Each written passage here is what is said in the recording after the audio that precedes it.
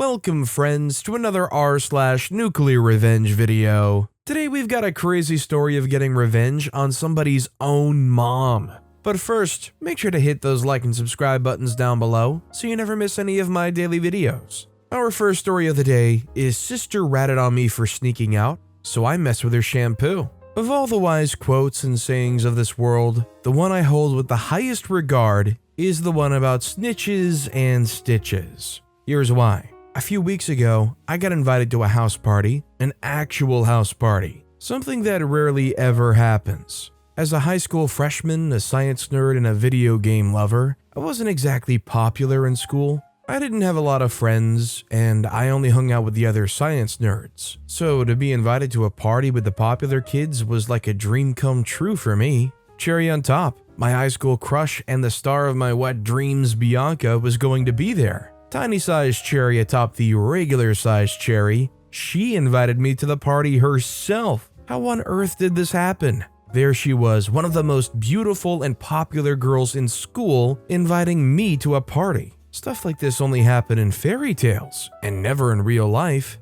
My friends were sure it was going to be a prank. I thought so too, but I decided to go anyway. I won't know unless I find out. My only problem now was, of course, convincing my super religious parents to let me go out Friday night and probably do some underage drinking. Easy peasy. Thursday night we were having dinner. Dad was going on and on about something, a new golf club that he wanted to buy, or was it about a coworker that just had a baby? Anyways, he was talking a lot. And Mom was smiling and laughing at his jokes tonight. They were both in a good mood. Best time to pop the question, I decided. I got invited to a party on Friday night, I said, picking at my pasta and meatballs without looking at their faces. The whole table went silent as I spoke. After a moment of unbearable silence, I decided to look up.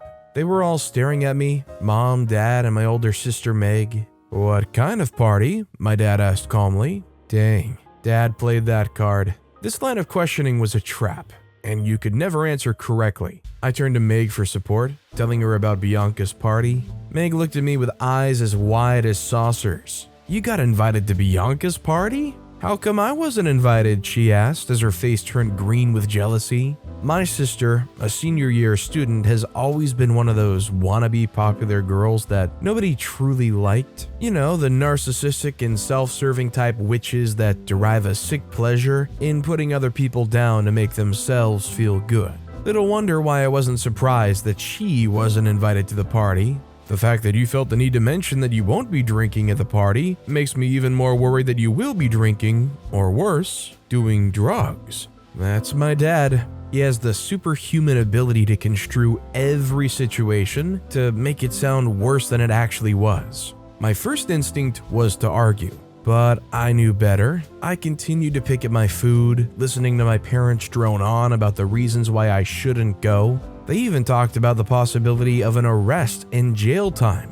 Bunch of drama queens. I left the table and headed to my room, annoyed at my parents for trying to ruin my chances with Bianca and the opportunity to prove myself with the popular kids. As I lay on my bed that night, I devised a plan to sneak out of the house after bedtime. Surprised? Of course, I only asked for permission as a courtesy. I wouldn't actually not go because they said so. Bianca's party was a once-in-a-lifetime opportunity, and I'm not going to let it slide. I heard a knock on my door. As I revised my plan in my head for the millionth time, Meg walked in before I could give her permission to enter. She was still fuming about the fact that I got invited to the party and she wasn't. When she asked how, I shrugged and told her that Bianca possibly liked me. Meg let out a dry laughter, looking me over. "Ha, yeah right, Bianca likes you, and I'm the Queen of England." Awkward timing. I rolled my eyes as she said this. I've gotten used to her snarky remarks and they don't hurt anymore like they used to. She walked around my room silently till her focus fell on the windows. She opened it and looked outside. There was a big tree by my side of the house, with one of the branches stretching close to my window. "I hope you're not even thinking of sneaking out," she said with a smug smile on her face. I denied vehemently until she threatened to tell if I did. I nearly fell off my bed as she said this. "What? You sneak out to parties all the time and I never ratted you out once," I said. She merely shrugged, then made to leave. "Please, Meg, it's my only shot. If I don't show up to this party, I'll never get invited to another." I pleaded desperately. Meg sighed, pacing around for a while. Eventually, the best she could do was to promise to think about it. I didn't really care about what Meg decides to do because I've made up my mind to go to this party, and nothing is going to stop me. I just prefer it if she didn't tell because I might be grounded for the rest of my life. The next day after dinner, I said goodnight to my parents and headed to my room. I put on my selected clothes, then lay back in bed. A few minutes later, Mom came to check on me, a bid to ensure that I haven't snuck out. We said goodnight one more time, and she shut the door. As soon as she left, I jumped out of bed and propped my pillows to make it look like I was still in bed. I opened the window without making a sound, then climbed the branches down. Then, I got on my bike and pedaled to Bianca's party. Bianca's party was the most fun I've had in a long time, and I was so happy I went. As soon as I got there, I spotted Bianca at the far end of the room. She waved at me, then gestured for me to come closer. She offered me some beer, and even though I convinced myself that I wasn't gonna drink, I couldn't bring myself to say no to her. Then we decided to take a walk. We talked at length and shared some really good laughs. And I could already picture my future with her and our beautiful babies, a boy and a girl to be precise. When it was time for me to leave, she asked me if I wanted to hang out this weekend. I said yes, and we decided on the time and place. I got home a few hours after midnight and proceeded to climb back up the same way I got down. As soon as I tiptoed into my room and closed the window, the lights came on and I saw my mom and dad looking sternly at me, with Meg in another corner snickering at my predicament. Busted. In my household, one of the worst crimes a child could commit was disobedience. And for that, you could get the capital punishment. "I told you not to go to that party, didn't I?" my dad started. I couldn't meet his glance. I was a bit tipsy at the moment, and I'm sure he would notice if I looked at him. My mom walked towards me, raising my face to hers, her eyebrows furrowed with suspicion as she looked into my eyes. Oh no. She brought her nose close to my mouth. "Dang it, she's gonna smell the beer." "You had alcohol," she yelled. "It was only half a cup."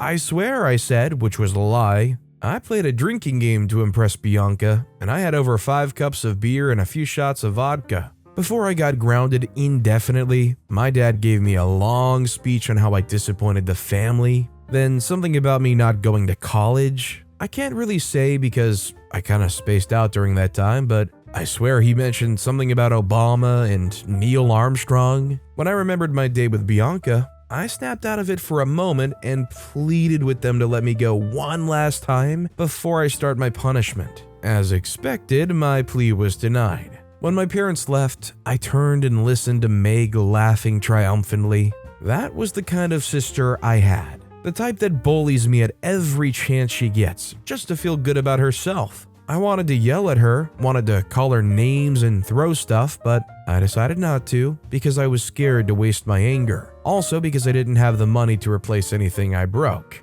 I spent the next few days thinking of a plan to get back at my sister. I wanted to hit her where it hurts. I've only got one shot and it had to be precise. Bianca didn't talk to me in school after I stood her up. I didn't even get to tell my side of the story because she wouldn't listen. This only worked to make me even more mad at my sister. One day, when I wasn't making any headway in coming up with a plan of my own, I decided to enlist the help of my friend Lewis. Lewis was one of the greatest pranksters the school has ever known. He was very skilled at customizing his pranks to fit the victim's personality, and he even has a way of making them look artistic, aesthetic even. I explained my problem to him, and he readily agreed to help. We spent the most part of lunchtime coming up with a plan. We came up with some really good plans, but we had to drop them because we might just end up in jail. "I've got it," Lewis said after a while. "What? What is it?" I asked. "Your sister thinks of herself as popular. She's the type that cares about her looks and puts what other people think of her above all other things. That's where we'll hit her." I still didn't get it until Lewis explained in detail. By the time he was done, I was so happy that I hugged him tightly. Lewis was a genius. The plan was simple. All I needed to do was get a ridiculously colored hair dye, purple, peach, or blue, and then mix it in her shampoo. When she tries to wash her hair, it'll change her hair color and mess up her fingers and face. She's going to look like an alien for the rest of the week. And, knowing my parents, they wouldn't let her skip school since she wasn't physically ill. It was perfect. Lewis even offered to help me get the dye since I was still grounded. The next day, Lewis and I met at the school parking lot at the end of the school day. He looked around to make sure that no one was looking at him before he passed me the blue hair dye. He gave the instructions on how to use it, then warned me strongly not to get any on my skin and to get rid of the container so it wouldn't be traced back to me. I collected the container and dropped it in my bag, then tried to give him the money for the hair dye, but he wouldn't have it. It's all good, man. Being part of a good prank is payment enough. That same night after dinner, I lay on my bed wide awake. I listened to every sound, every movement till the house got quiet. I waited some more, then looked at my watch. It was 11:30, go time. I jumped out of bed and tiptoed to my sister's room. I opened the door slightly and peeked in. She was fast asleep. I opened the door wider, then walked gingerly into her bathroom. Her bathing kit was on the shelf, so I picked up the shampoo and poured in the hair dye. The shampoo container was opaque, so she wouldn't notice the color change. Then I returned the shampoo to its original position. I also dropped the blue hair dye on the shelf. I wanted my parents to think she was the owner, to throw them off my scent. Then I closed the shelf, returned to my room, and slept off with a smile on my face, waiting patiently for the fireworks. The next day was a Tuesday. I never particularly liked Tuesdays, but this one was special. As I sat at the breakfast table, digging into my toast and bacon, it was as though the sun was shining brighter. The birds were singing a more beautiful tune than the other days, and the sky was a bit more colorful. It was beautiful. Only one thing can make it perfect now. My sister screamed from her room. I smiled happily as I heard her rushing down the stairs and towards the kitchen. "Oh my God," I heard Mom say. I looked up to Meg as she stomped into the kitchen, and man, it was a disaster. I laughed so hard that the force sent me falling backwards and off my chair. Even my dad was fighting hard to keep himself from laughing. Meg's previously blonde hair was a mess. The blue dye was inconsistent and it gave her hair the pattern that resembles that of a zebra's fur. Only the zebra's fur was way more beautiful. The best part is, her hair wasn't even the worst part. Her face and hands were way more messed up. She looked like a low-budget Raven from X-Men. She screamed and cried and tried to convince my parents that I did it, but they didn't believe her, since there was no way I could have gotten dye from the store, because I was still grounded, and they found the dye container in her bathroom shelf. Meg then refused to go to school till she could get the stain off, but when my parents threatened to ground her till she goes to college, she had no choice. Lewis and I had a good laugh at school when the other kids started to call her Mama Smurf. The nickname stuck with her till she graduated. That'll teach her never to snitch on anyone ever again.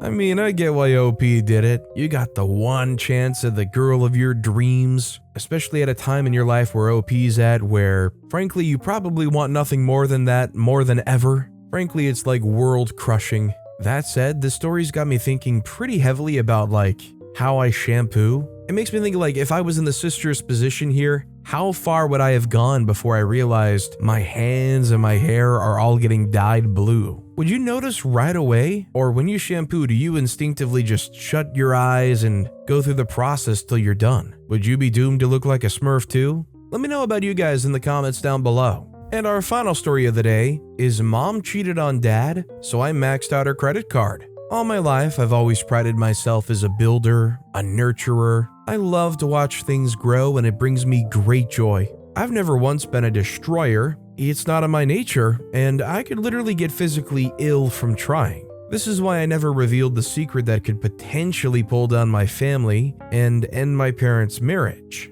The secret of my mom cheating on my dad. But I also believe that no sinner should go unpunished. I couldn't let her go scot-free with what she had done. That's why I made her pay a very expensive price. But let's start at the beginning. I was born into a family that was filled with so much love.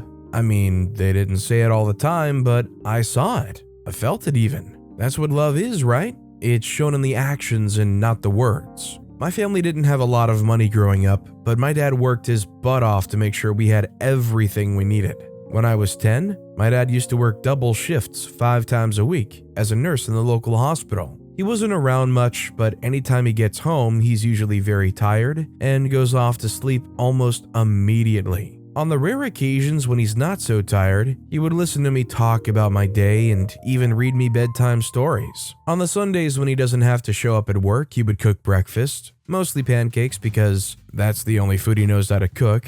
Other experiments usually turn out to be a big disaster, and read out the Sunday paper in funny accents. It was fun. My mom, on the other hand, used to work the morning shift at a convenience store in the fancy part of town. She used to pick me up from school every day, and I would stay with her in the store till her shift ended. I loved those times because the store owner, I called him Mr. Baldy, gave me candy anytime I helped him sort out pennies. The first problem we faced as a family was when my mom lost her job because the store closed down. Mr. Baldy couldn't afford to keep paying his loan to the bank. All the financial responsibility fell on Dad's shoulders, and soon enough, his paycheck from the hospital couldn't pay up all the bills, and he knew he had to step up. He started to take night classes at the local university, and after a few years, he got a degree and became a doctor. Our financial situation got better, and soon enough, we could afford a better apartment. Dad was so good at his job, and he started getting invited to lectures and seminars out of town,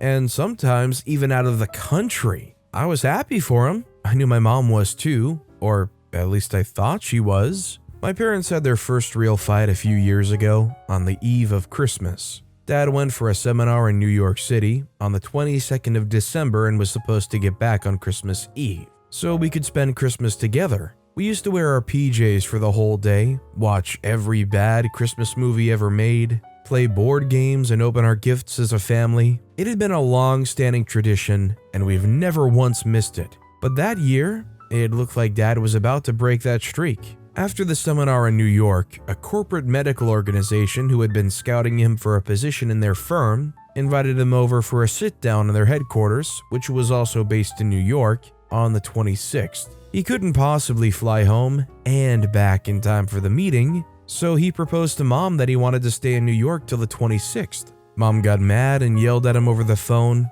and then refused to talk to him or even pick his calls up.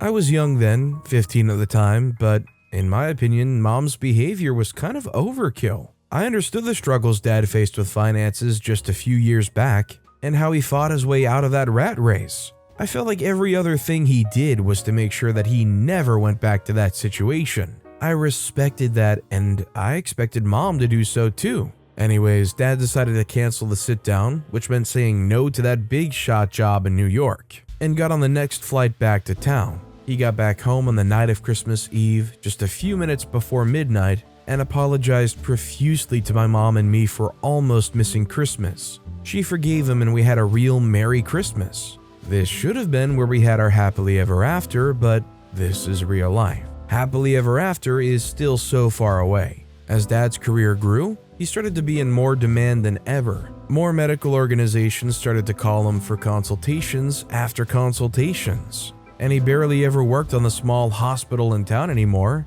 He had to travel every week, and he was hardly ever at home. Sometimes we'd go a month without seeing him, but through all this, he tried to keep up with calls, texts, and Skype.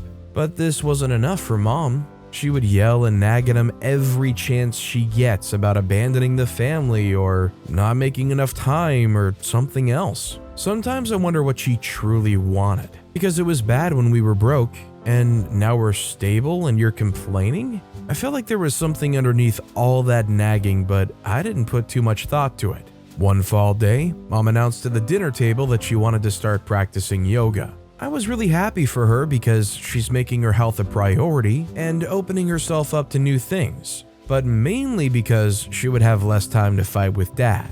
I supported the idea wholeheartedly, even when she said she was getting a personal instructor. At first, I thought the instructor was going to be a girl or something. Imagine my surprise when I got home one day from school, only to meet a guy holding my mom's waist, helping her perform something called the downward dog pose. Really? Mom introduced her new yoga instructor to me. She told me his name, but I wasn't paying attention. So let's just go with Smug Face. Smug Face had wheat blonde hair, blue eyes, a perfect white set of teeth, tan skin, and a body structure that would make Dwayne "The Rock" Johnson proud. I hated him instantly. But aside from the hatred that came with the first impression, I found Smugface extremely annoying. The way he talked, walked, made jokes, and smiled all screamed pretentious. His French accent was fake. He probably had his teeth whitened, and I suspected that he only owns a fancy car because he was overcompensating for something.